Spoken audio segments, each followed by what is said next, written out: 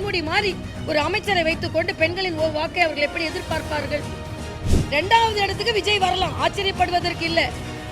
அம்பேத்கர் பேரும் வேண்டாம், அம்பேத்கரின் பேரனும் வேண்டாம் உங்களுக்கு. ஆனால் உங்களுக்கு போட்டோ தான் வேணும். அன்றையிலிருந்து திராவிட முன்னேற்ற கழகத்தில் எல்லாரோட தூக்கமும் போயிடுச்சு. ஆக அடிமை கூட்டணி அந்த கூட்டணிங்க. இன்றைக்கு அம்பேத்கர் அவர்களுக்கு அரசு விழாவிற்காக அம்பேத்கரின் பேரன் பிரகாஷ் அம்பேத்கரை நீங்கள் அழைத்திருக்கிறீர்கள். அதே போல ஒருவர் வரும்பொழுது ஸ்டேட் புரோட்டோகால் கொடுத்து அவங்களை விமான நிலையத்தில் வரவேற்று அரசு நிகழ்ச்சிக்கு அழைத்து வர வேண்டும். அவரை சென்று வரவேற்பதற்கு யாருமே போகவில்லை என்று நான் கேள்விப்படுகிறேன். அமைச்சர்கள் சென்றிருக்க வேண்டும், பட்டியலினத்தை சார்ந்தவர்கள் முக்கியமானவர்கள் சென்றிருக்க வேண்டும், அந்த நிகழ்ச்சியை சார்ந்தவர்கள் சென்றிருக்க வேண்டும்.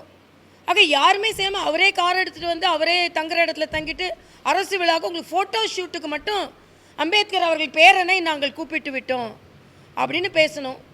அம்பேத்கர் பேரும் வேண்டாம், அம்பேத்கரின் பேரனும் வேண்டாம் உங்களுக்கு. ஆனால் உங்களுக்கு ஃபோட்டோ தான் வேணும். ஜனநாயகம் எங்கே இருக்கிறதுன்னு பாஜக கூட்டணியை பற்றி பேசுகிறாங்க.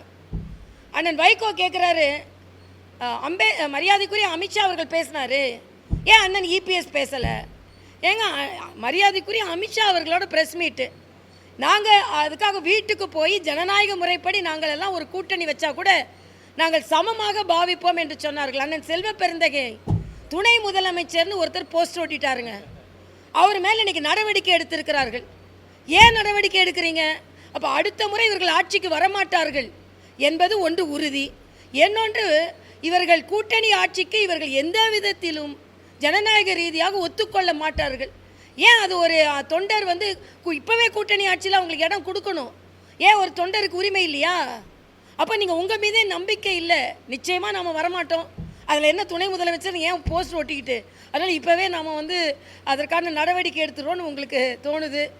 என்னை பொறுத்த மட்டில் கூட்டணி ஆட்சி என்பது 2026 பாஜக பங்கு கொள்ளும் கூட்டணி ஆட்சி தான் இருக்கும். அதனால் இன்றைக்கி விலை வெளுத்து போயிருக்கிறார்கள். கூட்டணி எப்போ மரியாதைக்குரிய அமித்ஷா அவர்கள் வந்து ஏற்பாடு செய்தாரோ அன்றையிலிருந்து திராவிட முன்னேற்ற கழகத்தில் எல்லாரோட தூக்கமும் போயிடுச்சு. சகோதரி கனிமொழி சொல்கிறாங்க, தமிழர்களுக்கு செய்யும் துரோகமா? என்ன தமிழர்களுக்கு செய்யும் துரோகம்? நீங்கள் காங்கிரஸோட கூட்டணியில் இருக்கீங்க. காங்கிரஸ் இலங்கையில் தமிழர்களை என்ன செய்தார்கள்? கொத்து கொத்தாக கொன்று குவித்தார்கள். அவர்களோடு கூட்டணி வைத்திருக்கிறீங்க. தமிழகத்திற்கு நீங்கள் நியாயம் வழங்குகிறீர்களா?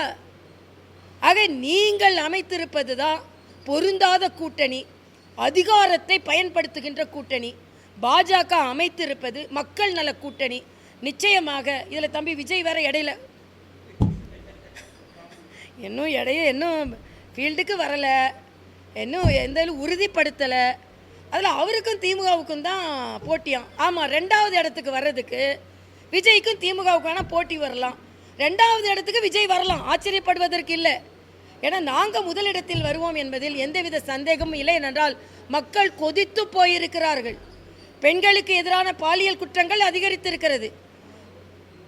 அவர்கள் தொண்டர்கள், ஞானசேகரன் யார் தொண்டர், அவர் பாலியல் குற்றத்தில் ஈடுபடுகிறார்.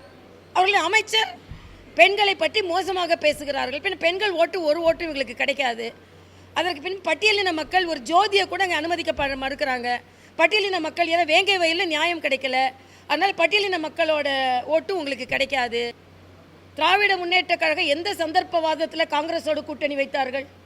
அண்ணன் திருமாவளவன் இலங்கையில் தமிழர்கள் கொல்லப்பட்டதை எதிர்த்து கொண்டிருந்தவர், காங்கிரஸ் தான் அதை செய்தது என்று சொல்லிக் கொண்டது. எந்த சந்தர்ப்பத்தில் இன்று காங்கிரஸோடு திராவிட முன்னேற்ற கழக கூட்டணியில் இருக்கிறார்? எல்லாவற்றிற்கும் எல்லாம் அண்ணன் வைகோ பொங்கி பொங்கி எழுந்தார். காங்கிரஸுக்கு எதிராக மட்டும் இல்லை, அண்ணன் ஸ்டாலினுக்கு எதிராக கொஞ்சம் ரீவைண்ட் பண்ணி பாருங்கள் அவரோட பேச்செல்லாம்.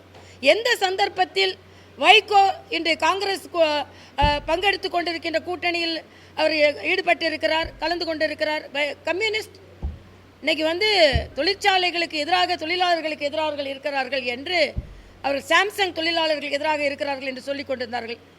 எந்த விதத்தில் அவர்கள் திராவிட முன்னேற்ற கழக கூட்டணியோடு இருக்கிறார்கள்? அண்ணன் வேல்முருகன் பொங்கி பொங்கி எழுகிறாரு, ஆனால் அவர் அமுக்கி அமுக்கி வச்சுட்டு நீங்கள் கூட தான் இருக்கீங்கன்னு சொல்கிறாங்க. இப்போ உங்களது சந்தர்ப்பவாத கூட்டணியா, எங்களது சந்தர்ப்பவாத கூட்டணியா? உங்களது திராவிட முன்னேற்ற கழகத்திற்கான தான் சந்தர்ப்பவாத கூட்டணி. அதிமுக, பாஜக உள்ளிட்ட கட்சிகளோடு இணைந்திருப்பது சந்தர்ப்பவாத கூட்டணி அல்ல, இந்த சந்தர்ப்பத்திற்கு ஏற்ற கூட்டணி.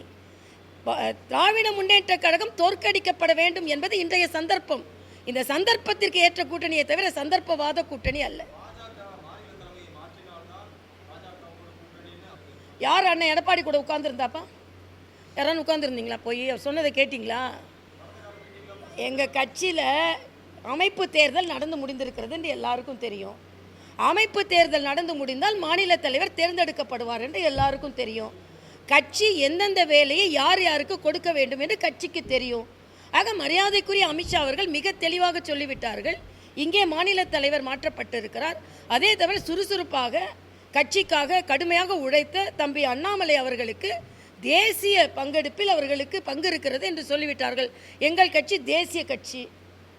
நீங்கள் உதயநிதியை எந்த பங்கெடுப்பீங்க கேள்வி கேட்கவே கூடாது. அதனால தான் மரியாதைக்குரிய அமித்ஷா அவர்கள் அகிலேஷ் யாதவ் சொல்கிறாரு, உங்களால் தேசிய கட்சியே இல்லை, உங்களுக்கு தேசிய தலைவரே தேர்ந்தெடுக்க முடியலையே அப்படின்னு சொன்ன உடனே அமித்ஷா எந்திரிச்சு சொல்கிறாரு, எங்கள் கட்சியில் பல கோடி 12 கோடி உறுப்பினர்கள் இருக்காங்க, அதில் ஒருத்தரை தேர்ந்தெடுக்கணும். உங்களில் 5 பேருக்குள்ள உங்களுக்கு தேர்ந்தெடுத்தால் போதும்.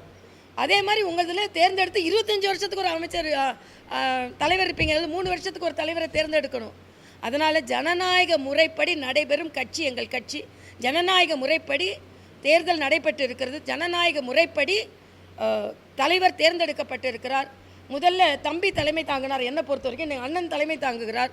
அண்ணன், தம்பி, அக்கா, தங்கை எல்லாரும் சேர்ந்து தமிழகத்தில் தாமரையின் ஆட்சி, கூட்டணி ஆட்சி வர வைப்போம். இப்போ நாங்கள் ஆட்சிக்கு வந்த பின்பு நாங்கள் தெளிவாக உங்களுக்கு சொல்லிவிட்டு தான் அமர்வோம். நீங்கள் திராவிட முன்னேற்ற கழகத்தில் போய் கேட்டிங்களா? துணை முதலமைச்சர்னு ஒரு பட்டியலின தலைவரை பார்த்து ஒரு போஸ்டர் ஓட்டுனா அதை உடனே நீக்க வேண்டும். இல்லைன்னா அண்ணன் ஸ்டாலின் செல்வப்பெருந்தையை நீக்கிடுவார். செல்வப்பெருந்தகை இதுக்கு முன்னால் தான் திருப்பரங்குன்றத்துக்கு போகிறேன்னு அறிவித்தார். உடனே அண்ணன் ஸ்டாலின் அதெல்லாம் போகக்கூடாது அப்படின்னார். உடனே நான் போலன்ட்டார். ஆக அடிமை கூட்டணி அந்த கூட்டணிங்க. பொன்முடி மாதிரி ஒரு அமைச்சரை வைத்துக்கொண்டு பெண்களின் வாக்கை அவர்கள் எப்படி எதிர்பார்ப்பார்கள்? உரிமை இல்லையா அவங்களுக்கு? வரப்போகிறது இல்லை, அது வேறு விஷயம். ஆனால் அவங்க அங்கே அதிகாரம் இருக்கும்போது எங்களை பார்த்து நீங்கள் என்ன செய்ய போகிறீங்க, அதை பண்ண போகிறீங்க, இதை பண்ண போகிறீங்கன்னா, இன்றைக்கி நல்ல கூட்டணி அமைந்திருக்கிறது. தூக்கம் வராதவங்களுக்கெல்லாம் தூக்கம் வரவே மறுக்கிறது. கனவில் பாஜக தாமரை இரட்டை இலை மிரட்டி கொண்டு இருக்கிறது. அதனால் கவலைப்படாதீர்கள். 10 மாதம் கவலையின்றி உறங்குங்கள். அதற்கு பின்பு உங்கள் உறக்கம் தொலைக்கப்பட போகிறது என்பதை நான் தெரிவித்துக் கொள்கிறேன். முதல் இடத்துக்கு நாங்கள் வரப்போகிறோங்க. அவர் என்ன சொல்கிறாரு? திமுகவுக்கும் எங்களுக்கும் போட்டின்னு சொல்கிறாரு.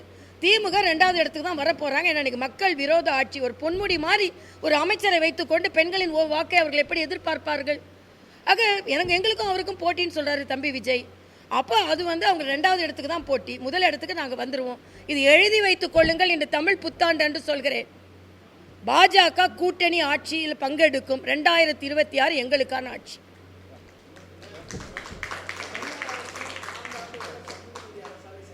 இல்லையே, நான் கேட்குறேன், வேங்கை வயலுக்கு நியாயம் கிடைச்சுதா? ஒரு பட்டியலின சார்ந்த தலைவர் நான் துணை முதலமைச்சர்னு சொல்கிறாரு, அதை உடனே மிரட்டுறீங்க. அண்ணன் திருமாவளவன் சொல்கிறாரு எங்களால் கொடியேற்ற முடியலன்னு சொல்கிறாரு. அதுக்குள்ளே எங்களோட ஜோதி, பீம ஜோதி, அதை நீங்கள் மறுக்கிறீங்க.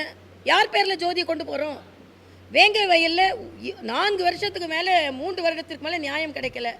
அதனால் மக்கள் விரோத சமூக நீதிக்கு எதிரான ஆட்சி என்பதை நான் தெளிவுபடுத்துகிறேன். இதுபோன்ற செய்திகளை மேலும் தெரிந்து கொள்ள எங்களது யூடியூப், ஃபேஸ்புக் மற்றும் ட்விட்டர் ஆப்களை சப்ஸ்கிரைப் செய்யவும்.